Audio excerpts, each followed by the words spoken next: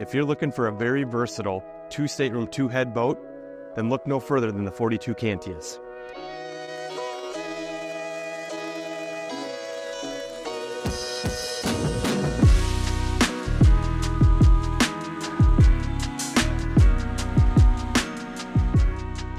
Starting at the transom, I'm standing on our swim platform, which is actuated with a stairwell. Easily enter the boat from the water.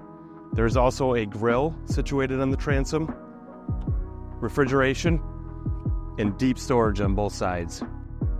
I'm now in the cockpit of the 42 Cantius, where we have a little mini bar here with an ice maker, 2 tables that accompany the L-shaped seating that goes all the way around to the starboard side and actually into the interior as this door slides all the way open. There's also a cooler underneath the seat on the starboard side. With the door all the way open, the interior and the exterior become one, and the seating continues all the way to the inside. As we continue in the interior, the dinette, the galley, opposed seating, and then the helm station further forward.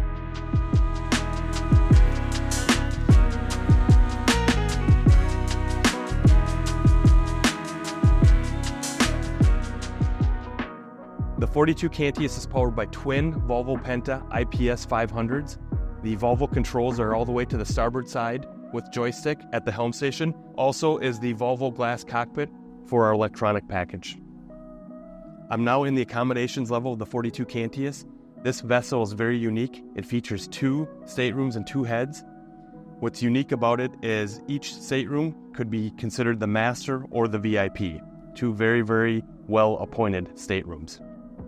I'm standing at the bow of the 42 Cantius, and something that's very unique to Cruisers Yachts is the very versatile bow area. This boat has it as well. There is a U-shaped seating.